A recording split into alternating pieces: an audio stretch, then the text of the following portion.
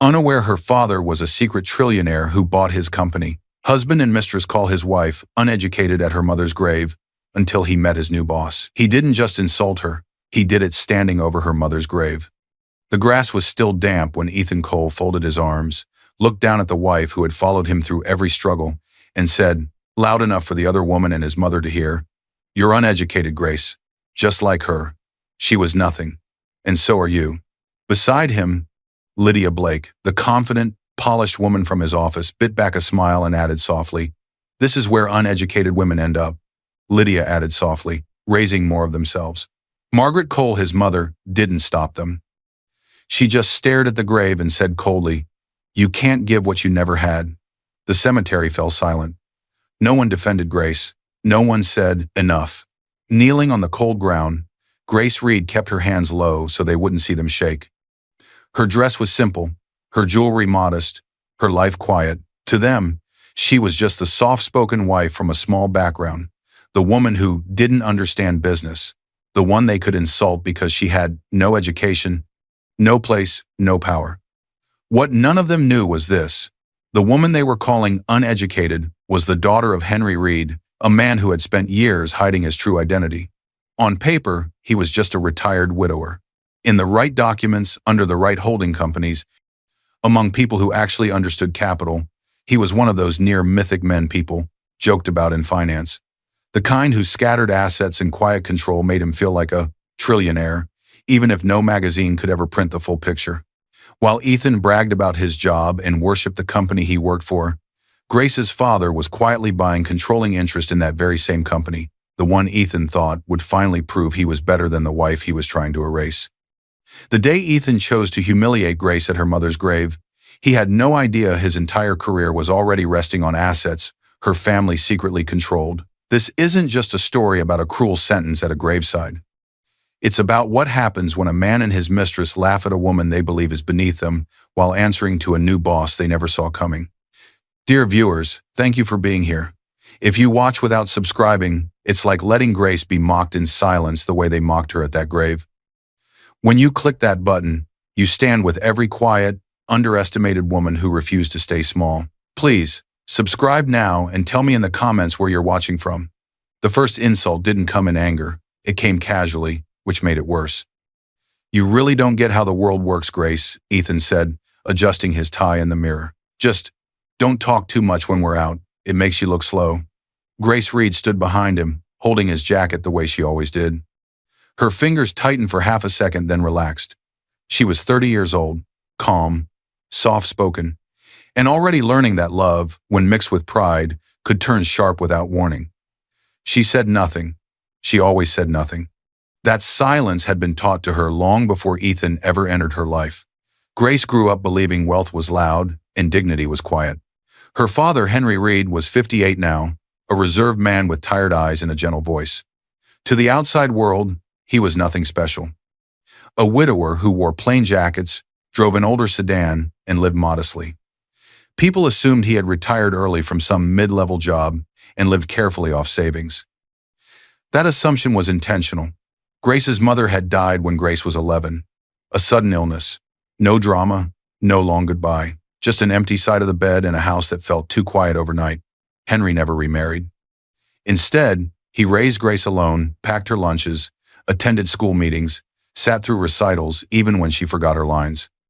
He never spoke badly about the world, but he taught her how to move through it carefully. After her mother's death, Grace once asked him why they didn't live like other families, why they didn't move to a bigger house, why they didn't travel, even though he clearly could afford a little more than they had. Henry had smiled gently and said a sentence Grace would carry into adulthood: "If people know what you have, they'll stop seeing who you are." At the time, she thought he meant emotions. She didn't know he meant everything else too. There were signs, of course. Looking back, the clues were everywhere. Henry always paid cash, never cards, never loans, never debt. He kept documents in fireproof cases, organized by year, not emotion. Sometimes late at night, Grace would hear him on the phone, his voice suddenly sharp, precise, using words she didn't understand. Percentages, acquisitions, boards. Then the call would end, and Henry would return to the kitchen, smiling, asking if she wanted tea. When Grace questioned him once, really questioned him, he gave her one rule. Never tell anyone who you really are, he said calmly. Let them reveal themselves first. That rule shaped her entire life. Grace studied quietly, worked without drawing attention. She inherited something far more valuable than money restraint. When she turned 25, Henry transferred something into her name without ceremony. A small holding company, old family assets, all clean, legal, boring to anyone who didn't know what they were looking at. This is yours, he said.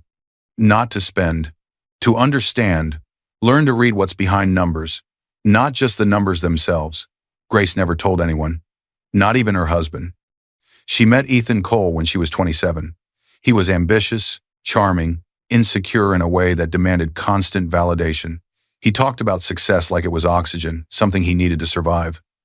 Grace admired his drive, believed in his dreams. She didn't realize she was slowly shrinking to make room for them. By the time they married, Ethan had already begun correcting her in public. You wouldn't understand corporate pressure, he said once at dinner with friends, laughing. Grace's world is simpler, he joked another time. And now, standing in front of the mirror, he had stopped pretending it was a joke at all. Just don't embarrass me, he said, taking the jacket from her hands without thanks. Grace nodded. Inside, something shifted, not breaking yet, but bending. Later that night, Grace sat alone in the bedroom while Ethan scrolled on his phone, smiling at messages he claimed were work-related. She noticed the way he angled the screen away from her, the way his tone changed when he spoke about image and upgrade and who fits where. He didn't know she noticed. He also didn't know that she'd been trained her entire life to observe quietly. Grace looked at the framed photo on the nightstand, her mother's smile frozen in time. A reminder of softness, of loss, of the strength required to endure without applause.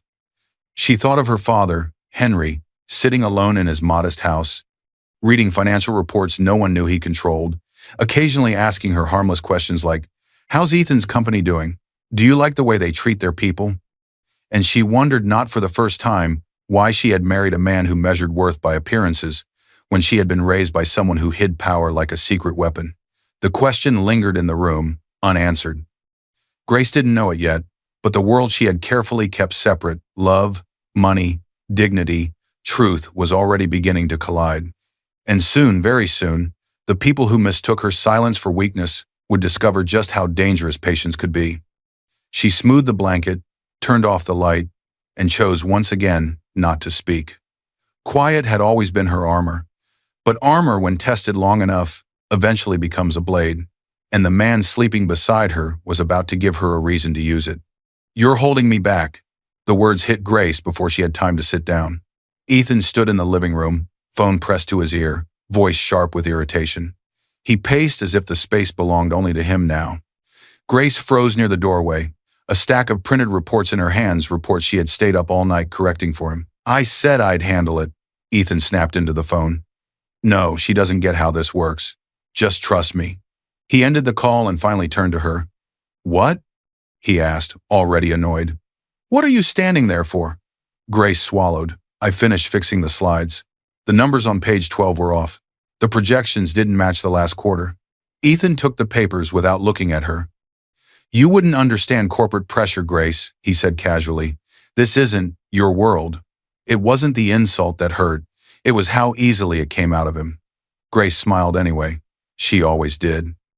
She had met Ethan Cole 3 years earlier, when he was still chasing his first real promotion.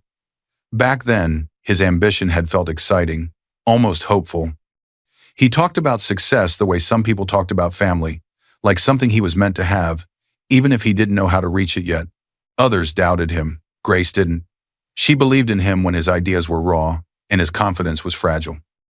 She sat beside him on late nights, listening to practice speeches, gently correcting his grammar, helping him sound more polished. When he stumbled, she didn't point it out in public. She fixed it quietly, in private. She thought that was love. She didn't notice how often her support became invisible. Ethan's mother, Margaret Cole, noticed everything. Margaret was a woman who believed authority was inherited, not earned.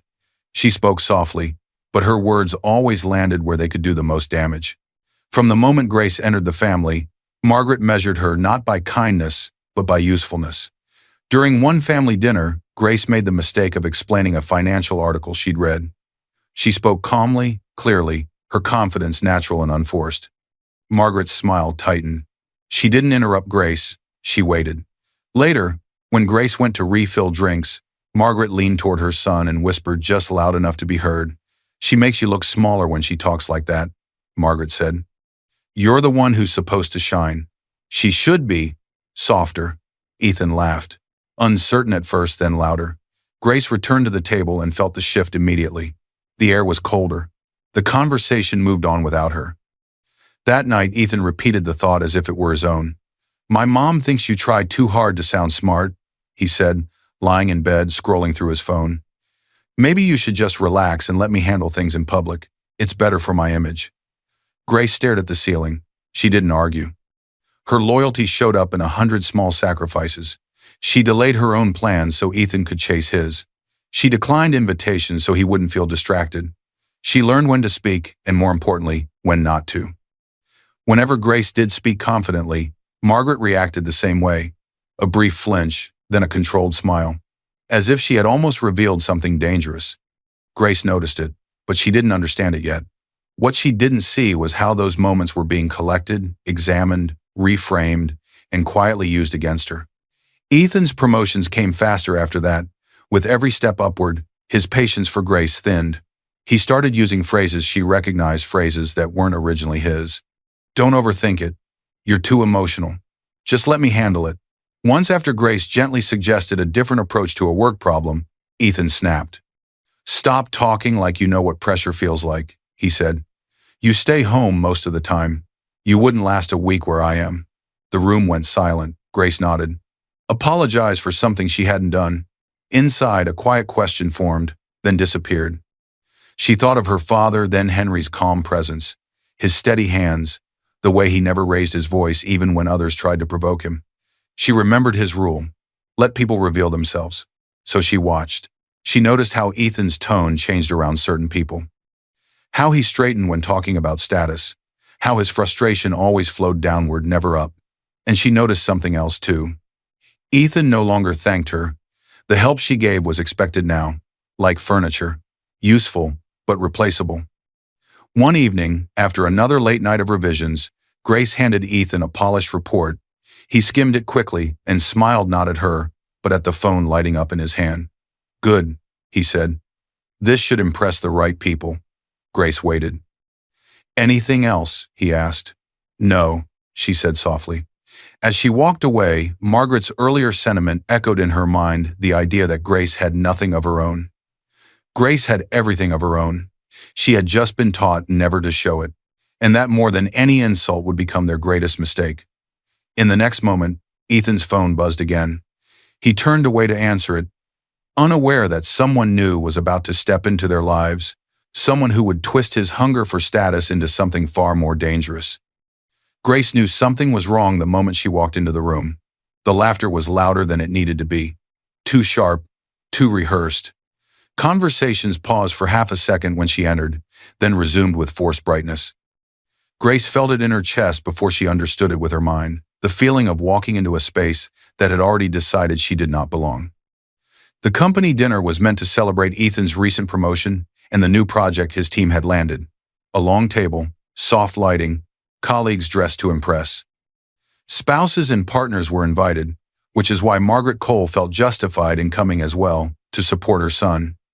Grace had chosen a simple dress, neat and understated, the way she always did. She reached for the chair beside her husband, and someone else was already sitting there. The woman looked up slowly, her smile confident and unapologetic. She was in her early 30s, polished, sharp, dressed in a way that demanded attention without asking for permission. Her posture claimed space before her words ever did. "Oh," the woman said lightly, glancing at Grace as if noticing her for the first time. "I thought this seat was open.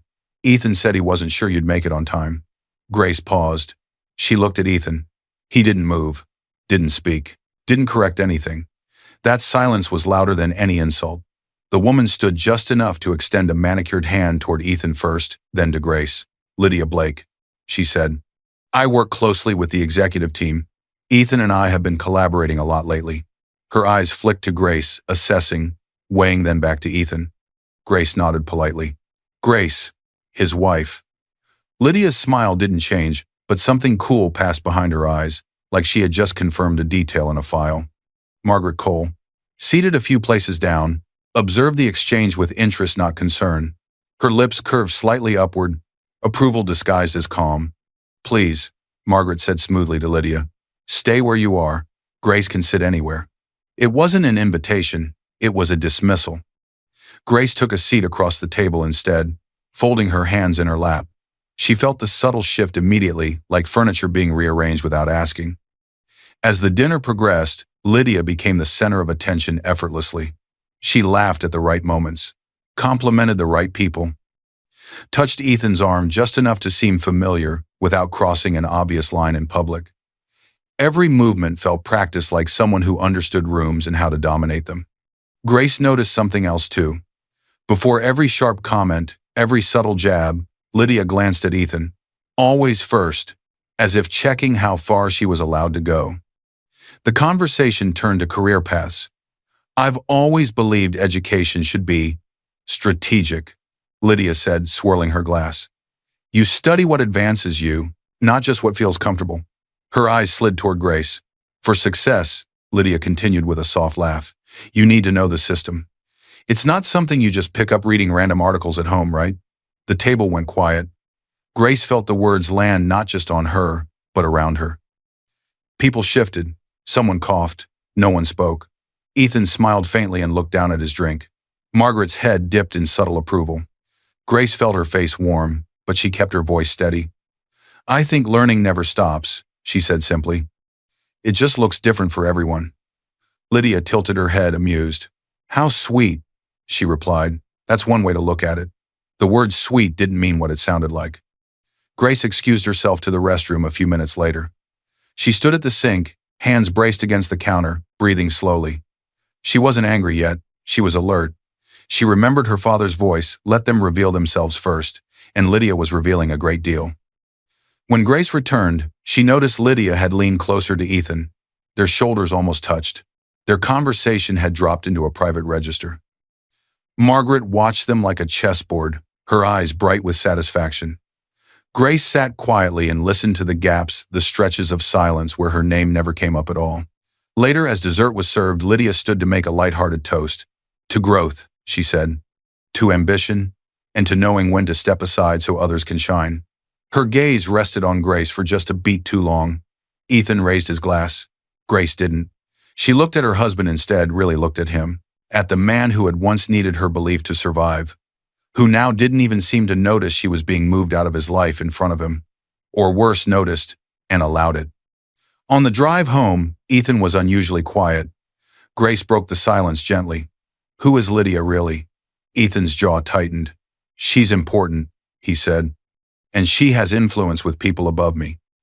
You should be careful how you come across around people like her. They notice everything. People like her. Grace nodded once. She had learned long ago that questions asked too early were dismissed. Answers arrived only when patience forced them out. She looked out the window, the city lights blurring together. Something had changed tonight. She felt it deeply, the shift from discomfort to danger. Lydia wasn't just a colleague, she was a test, and Ethan had already failed it. As the car pulled into their driveway, Grace's phone buzzed softly in her bag, a notification she didn't check yet, from the banking app she kept an eye on out of habit. She stepped inside the house, her expression calm, her movements measured. Quietly, almost to herself, she thought, this isn't about ambition anymore.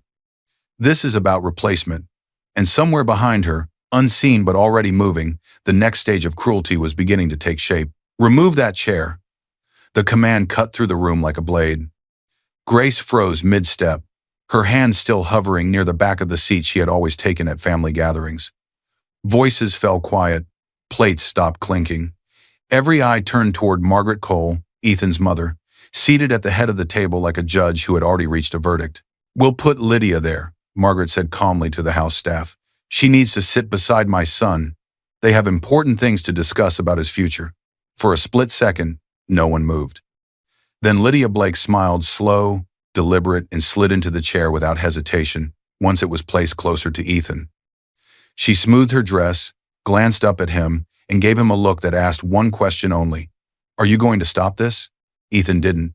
He didn't even look at Grace. "Don't make a scene," he muttered, low enough to sound private, loud enough to hurt. "There are guests here." The humiliation wasn't loud, it was surgical. Grace was 30 years old, a wife, a grown woman, and in that moment, she was being pushed to the edges of her own family's table.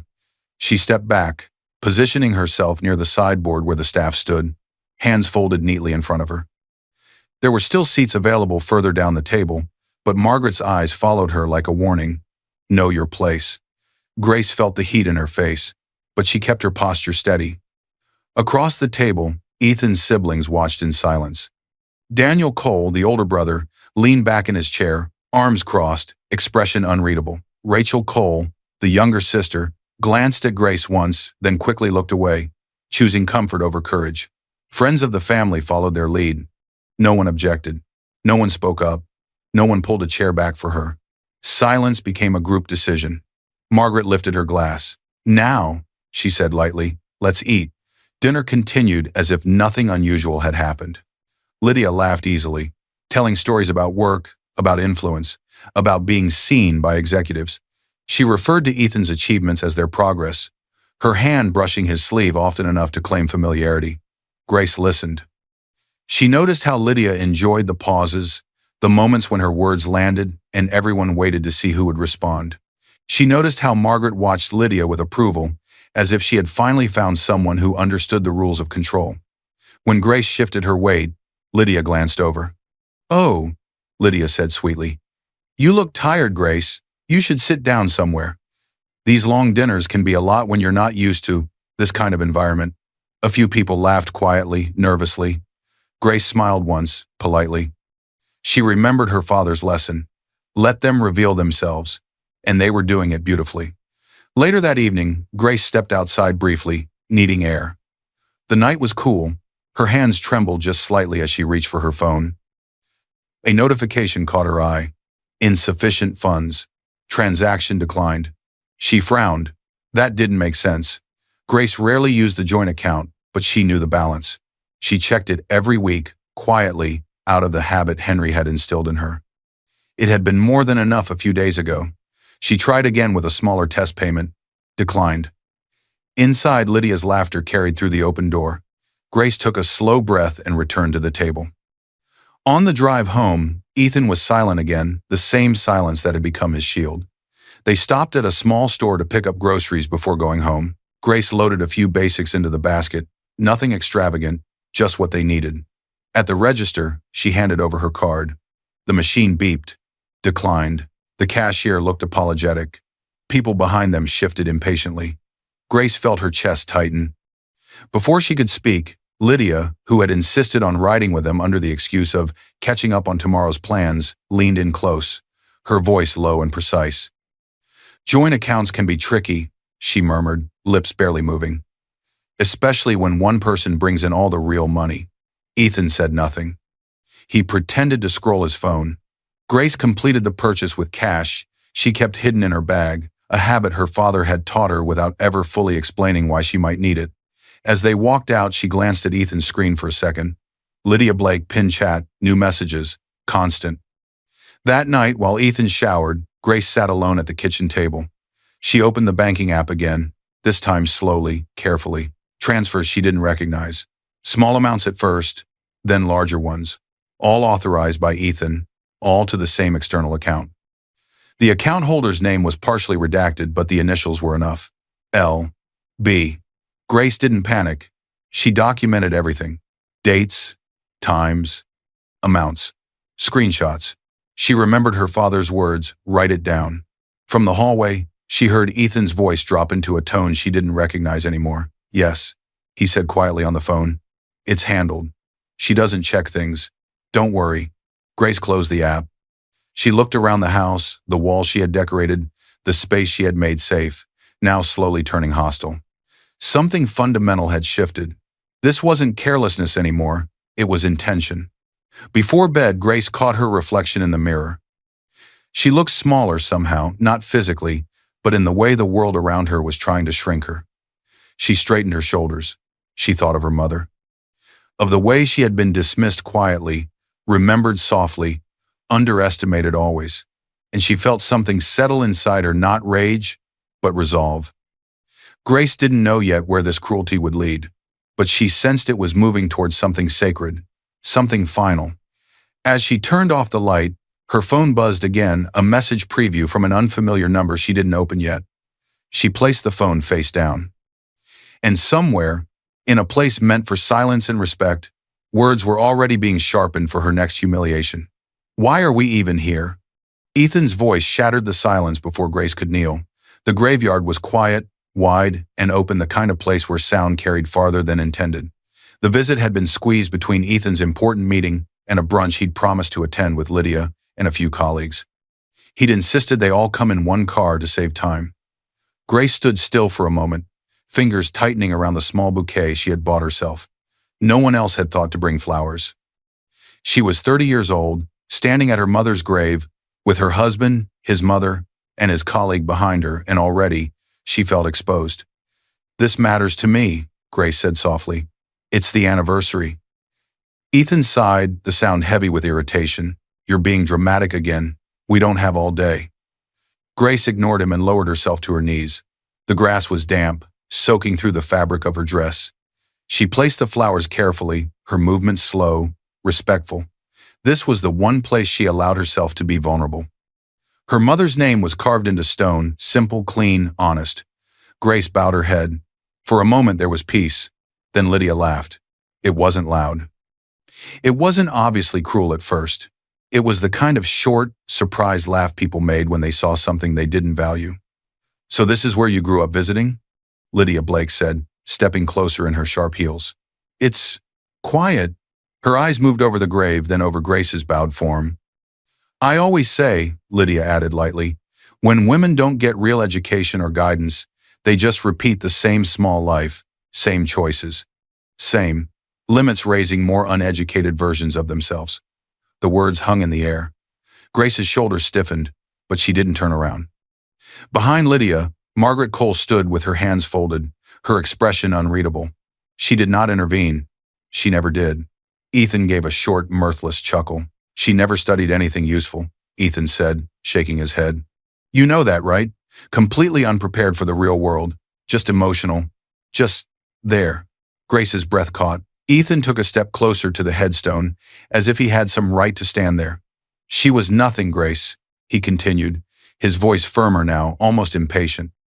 "Your mom spent her life in this little circle, and you're repeating it. You're uneducated. This is why you'll never understand how the world works." The word uneducated landed again, heavier this time, because it came from the man who had once claimed to love her. Inside Grace's coat pocket, her phone was already recording. She had turned it on quietly in the car, out of the same habit that had made her screenshot the bank transfers. She hadn't planned his exact words, but she knew the pattern. Now knew that when he was with his mother and Lydia, his cruelty got bolder. She didn't announce it. She didn't confront them. She didn't argue. She listened. She documented. She remembered her father's voice, clear as if he were standing beside her. "When they show you who they are, believe them. Then write it down." Grace slowly raised her head. She looked at the stone, at her mother's name, at the woman who had worked quietly, sacrificed endlessly, and never once demanded recognition. Margaret finally spoke. "You can't give what you never had," she said calmly. "That's just reality. Some women just don't have the capacity." Grace stood up. Her knees were shaking, but her hands were steady. Lydia stepped closer again, emboldened by Ethan's approval. "Honestly," she said, lowering her voice, "not everyone is meant to be in certain circles. You should be grateful Ethan's kept you comfortable this long." Grace met her eyes. Lydia faltered for just a second, not because Grace looked angry, but because she didn't look broken. She looked observant. Margaret cleared her throat. "Let's go. We're going to be late. There's nothing more to do here." "Nothing more." Grace glanced back at the grave. She bent down once more, brushing dirt from the stone with care.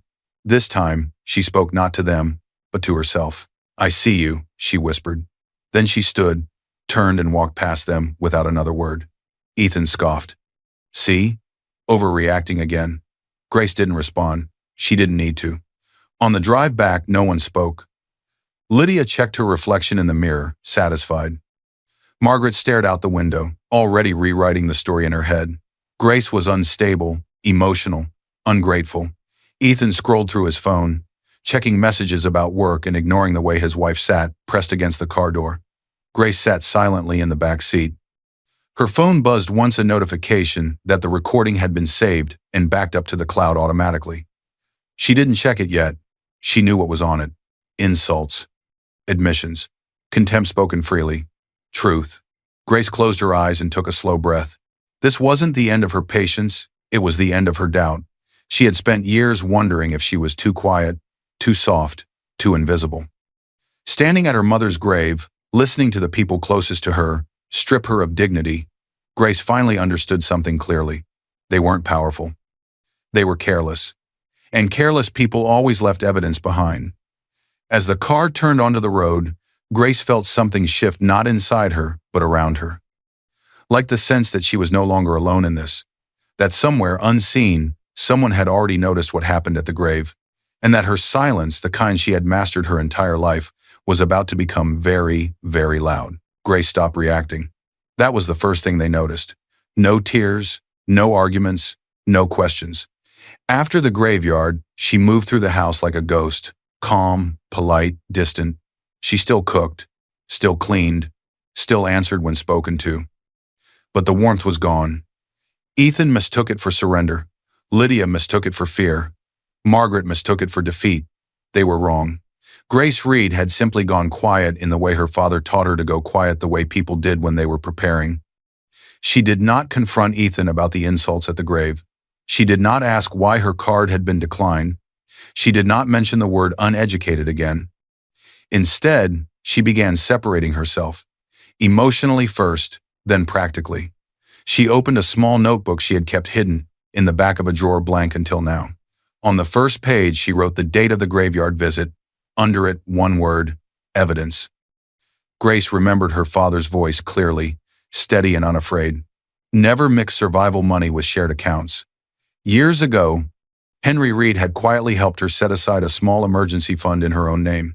Nothing dramatic, nothing flashy, just enough to move if the ground ever gave way. That was the money she used now. 2 days later, Grace sat in a discreet office above a pharmacy, the kind of place you only found if you'd been told where to look. Across from her sat Caleb Morris, an independent investigator in his early 40s. No dramatic trench coat, no movie-style theatrics. Just a laptop, a notepad, and the tired eyes of a man who had seen more than people thought he had. "My job," he said plainly, "is to confirm what already feels wrong." Grace nodded. "I'm not looking for revenge," she said. "I need facts. I need to know I'm not imagining this." Caleb nodded once.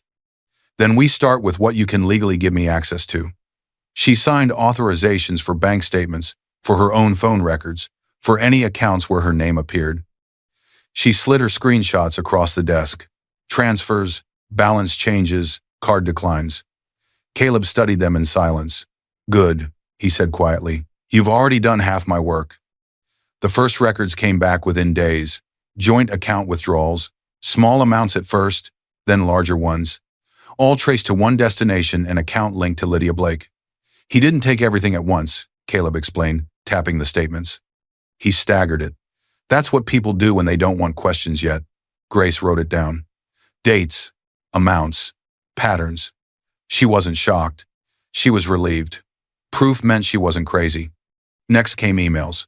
Through a formal request and with Grace's written complaint, Caleb connected with someone inside the company's compliance department, a woman named Elena Shaw. Elena, small and sharp-eyed, joined them one afternoon, setting her company laptop on the table like a witness. Internally, Elena said, "This is how you've been described." She turned the screen toward Grace. "She's emotionally unstable. She's distracting him from performance. I'm concerned she may become a liability to his focus." All from Lydia. All sent shortly before or after events Grace remembered clearly. Grace recognized the language immediately. Professional, polite, poisonous. "She was building a record," Caleb said, "in case she ever needed to justify getting rid of you." Grace closed her eyes briefly. She remembered Margaret's approving nods, the timing of Lydia's smiles, The way Ethan had started repeating phrases that weren't his. This wasn't impulsive. It was coordinated. A week later, Elena arrived with something heavier. Security footage. Time-stamped. Clear. The video showed Lydia late one evening in the office alone. She stood near a metal bin, holding an envelope. The camera caught the details. Grace's name was on it. The return address, a respected law firm. Elena paused the video. "This letter was sent to your husband's office address," she explained. "It should have been forwarded to you. Instead, it ended up with her." They watched as Lydia opened the envelope, scanned the contents, then struck a match and dropped the papers into the bin. Flames rose, ate the pages, died down. Lydia watched, expression flat. Caleb glanced at Grace. "We traced what was burned. The firm keeps digital copies." He slid a printed document toward her. It was from a law office representing a holding company.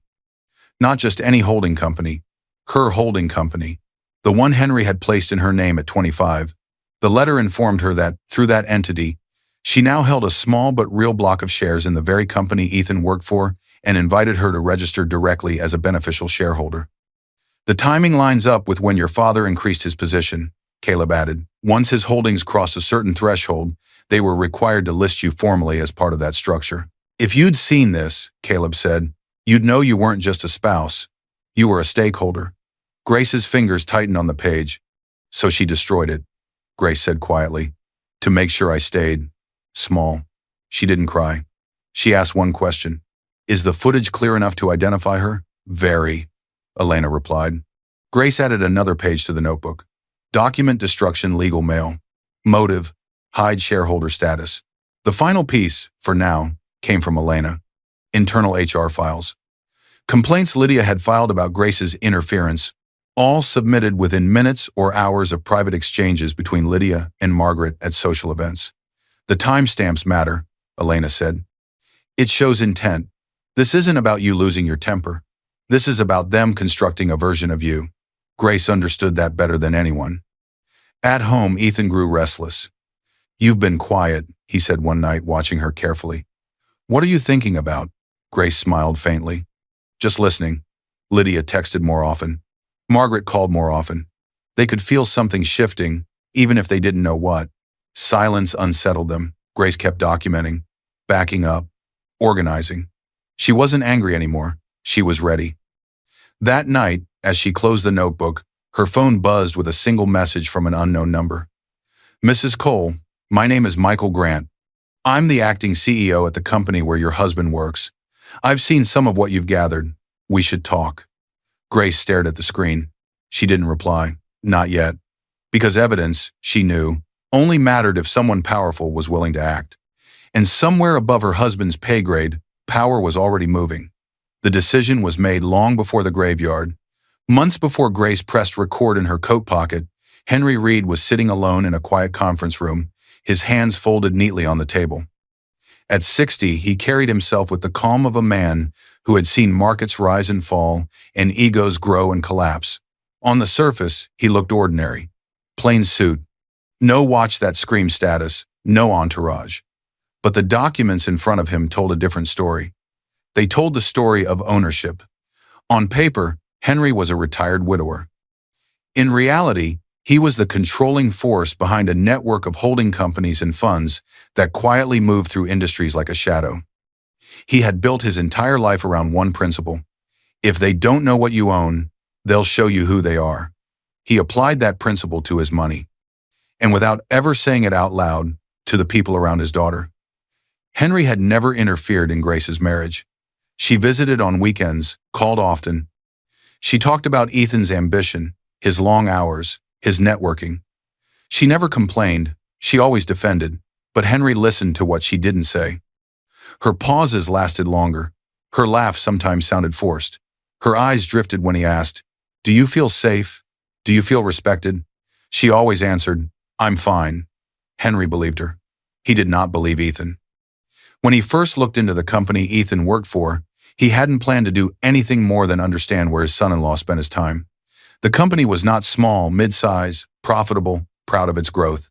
Its shares were spread across funds, trusts, and individual investors who believed themselves informed. Henry understood systems like this better than anyone.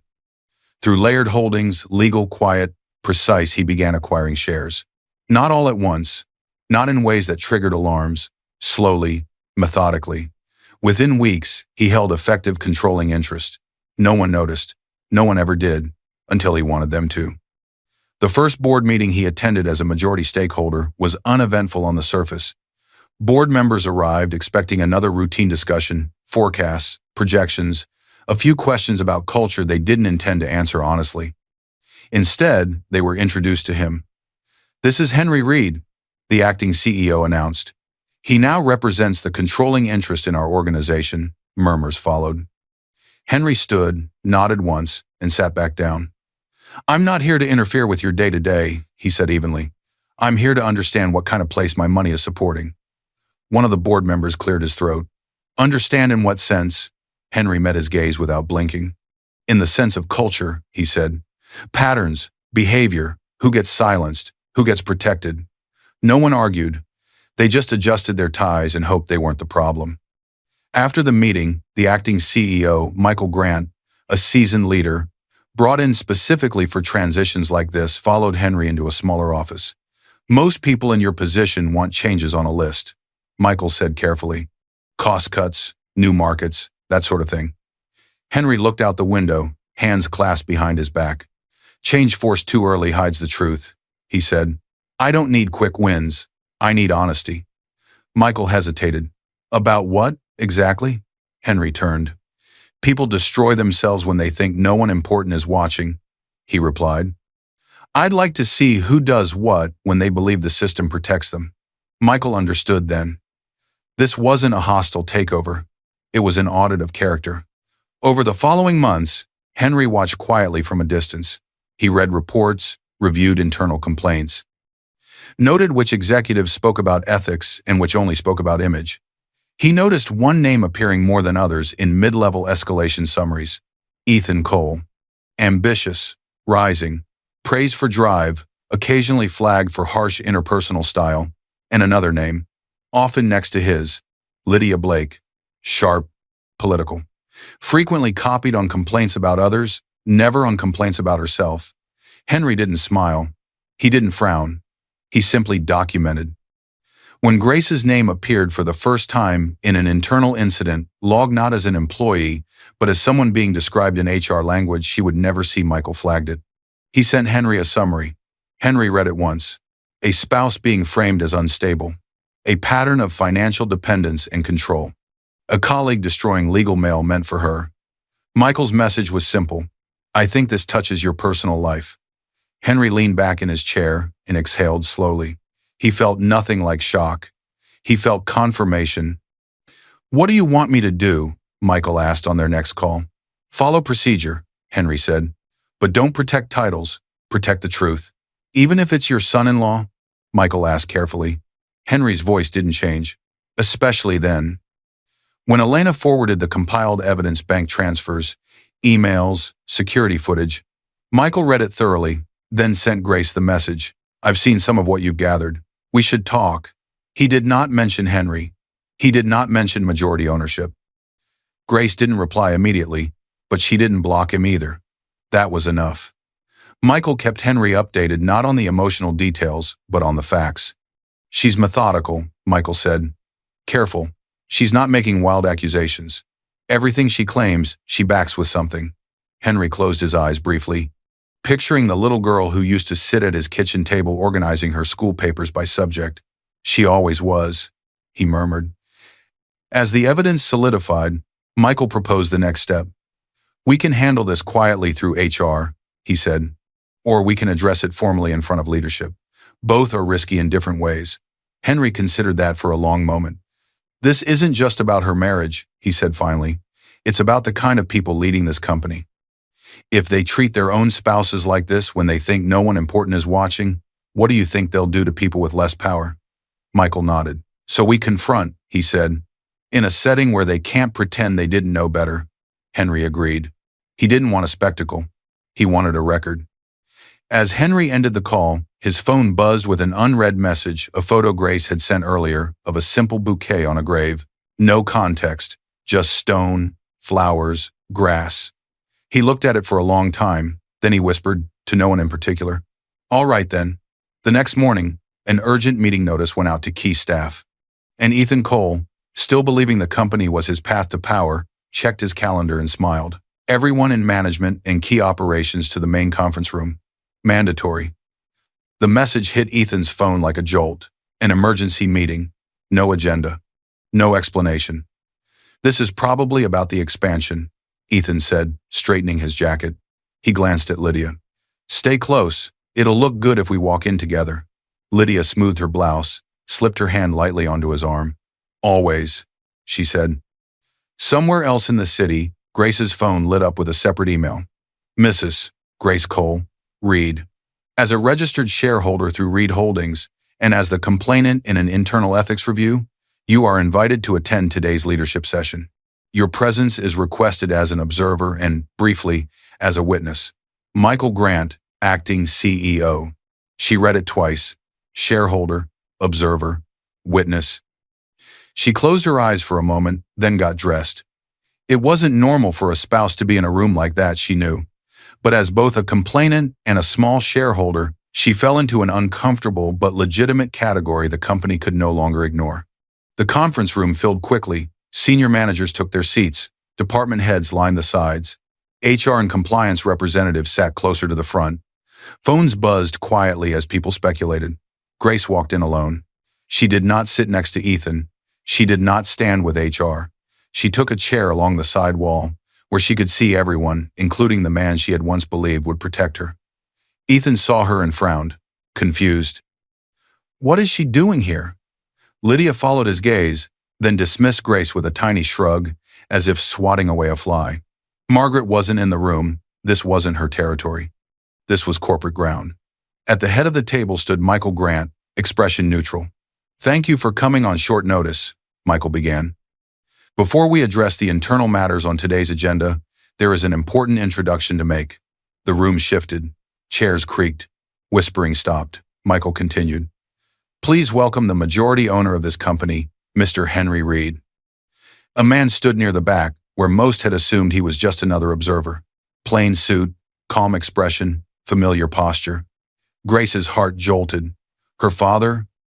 Henry walked to the front with steady, unhurried steps. He did not look theatrical. He did not pose. He simply existed in a way that changed the room. Ethan's smile fell away. Lydia's hand slipped from his arm. "That's," Ethan breathed, eyes narrowing. "That's your father?" He looked back at Grace, finally connecting details he had never cared to ask about. Grace held his gaze for a moment, then looked away.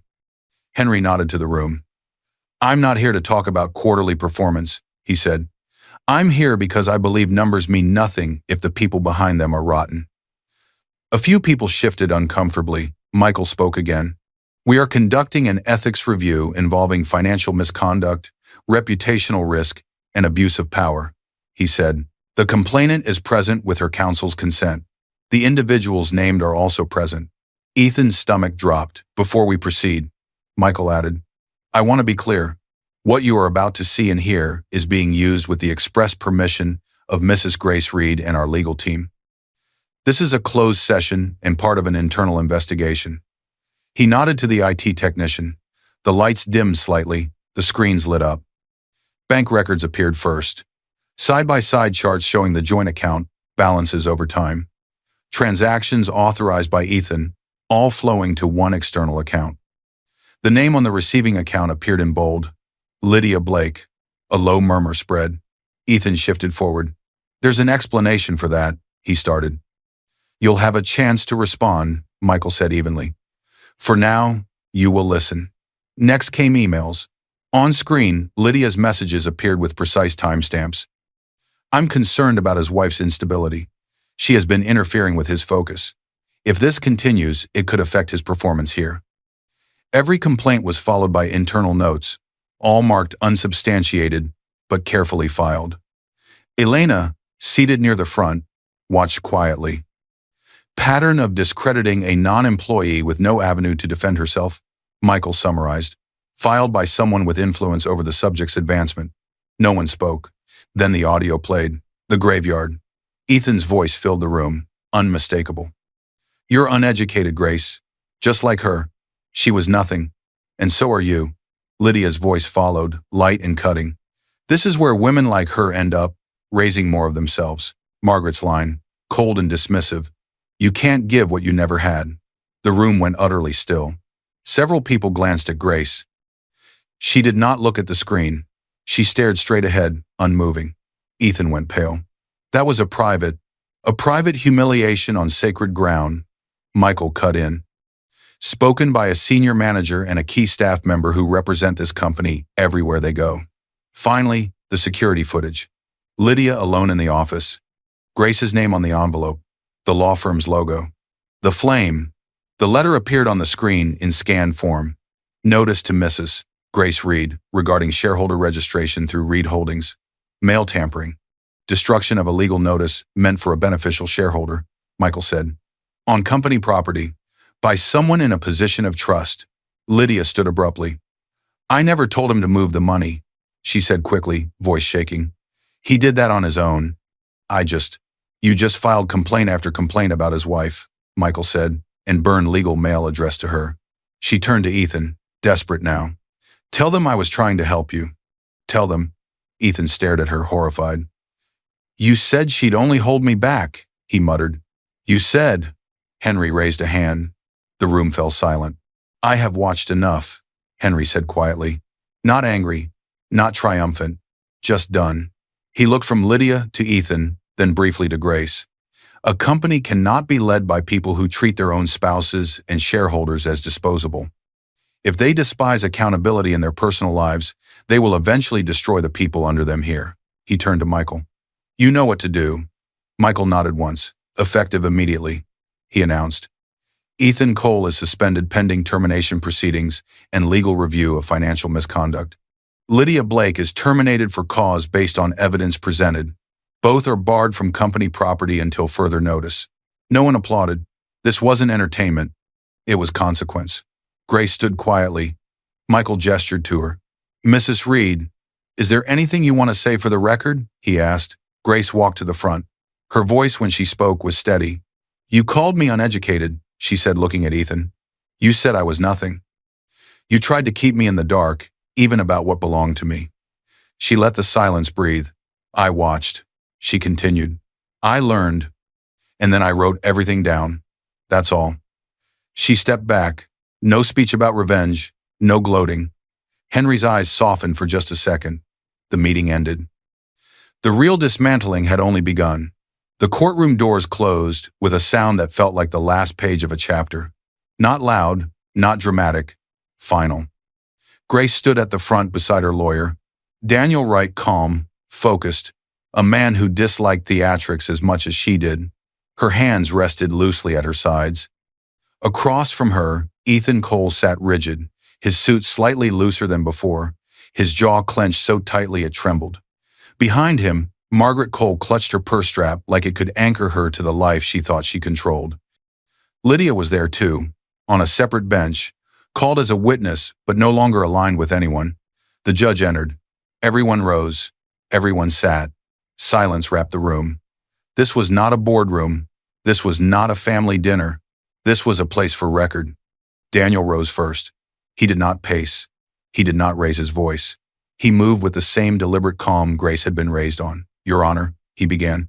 This case concerns not only the dissolution of a marriage, but a sustained pattern of financial abuse, reputational harm, and deliberate concealment of the petitioner's legal rights. He handed up a binder, Exhibit A, joint account statements, obtained with proper authorization and verified by the financial institution. Numbers appeared on the court's monitors. Withdrawals, transfers, all initiated by Ethan, all directed to accounts tied to Lydia Blake. Ethan stared straight ahead, jaw working. Daniel continued.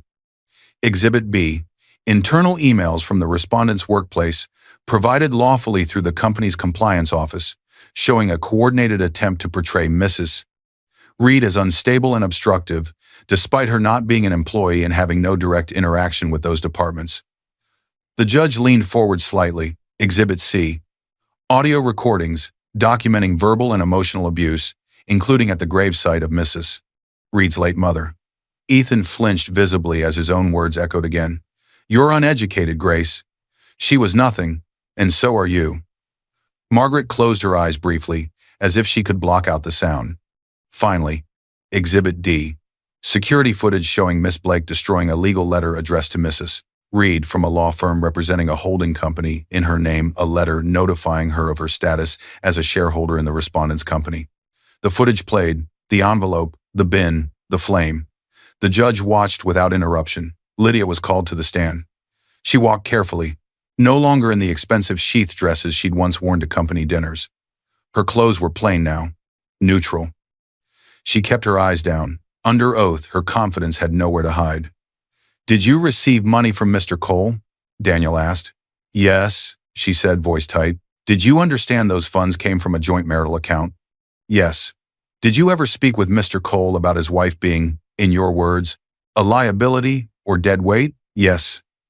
Did you destroy a letter addressed to Mrs. Reed from the law firm representing Reed Holdings? A pause. Yes. Why? Lydia swallowed. Because if she knew she had shares, she said quietly, she wouldn't be so easy to move out of the picture. And Ethan wanted less complication. Ethan turned toward her, stunned. That's not what you... The judge raised a hand. You'll have your turn, Mr. Cole. Margaret was called next. She clasped her handbag as if it might give her courage. Mrs. Cole, Daniel said, did you ever encourage your son to distance himself from his wife? I was protecting him, Margaret replied. She wasn't suitable. She embarrassed him. She didn't belong in his world. Did you witness repeated public humiliations, he asked, including at your own dining table and at the gravesite of Mrs. Reed's mother? Margaret's eyes flickered. I thought she was overreacting, she said. We were just being honest. Honest, Daniel repeated. About her being nothing? Margaret's lips pressed together. She didn't answer. Sometimes silence convicts louder than confession. Ethan finally took the stand. He tried to regain the smoothness that had once worked in presentations. It failed under oath. I made mistakes, he said. I was under pressure. Work was intense. I felt judged all the time. Lydia understood that. My mother just wanted what was best for me.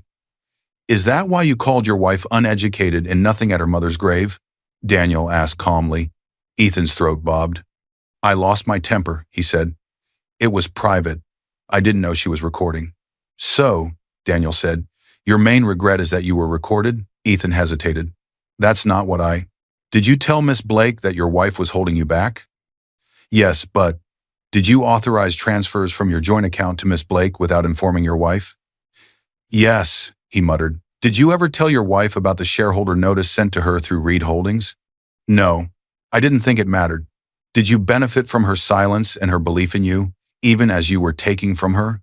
Ethan's shoulders sagged. Yes, he whispered. The ruling came with no dramatic pause.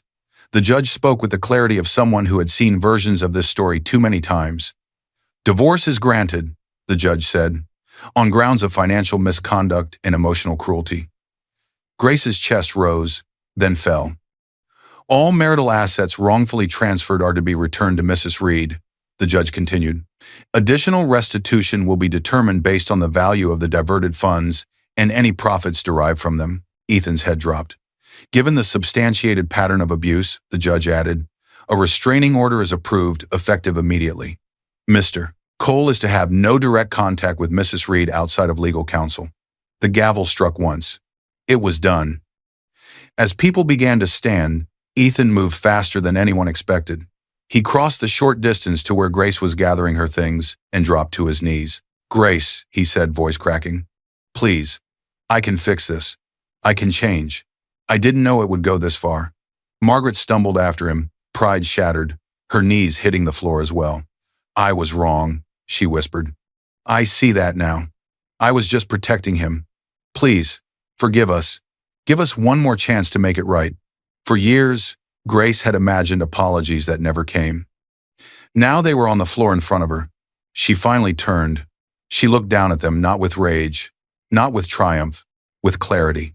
No, she said softly. One word, calm, absolute. You're not on your knees because you're sorry, Grace continued. You're on your knees because you lost. She stepped around them. No speech, no lecture, No mercy she did not genuinely feel. Outside the courthouse, the consequences continued. Ethan's termination became official. No company of that size wanted the liability attached to his name now. Recruiters stopped returning his calls. Friends who once bragged about knowing him stopped replying. Lydia's reputation followed her out the door. No one wanted a documented mail destroyer and complainant manipulator near their clients. Margaret's social circle disappeared. Invitations dried up. The same people who used to praise her strength now whispered about her cruelty.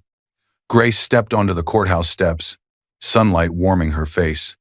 Daniel stood beside her. "You won," he said.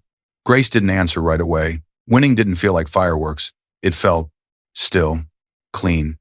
She thought of her mother, of the grave, of Henry, sitting quietly through meetings he could have dominated, choosing instead to let the truth speak first. Her phone buzzed. A message from Henry. "Come home. We should talk properly now." Grace smiled. Justice had been delivered.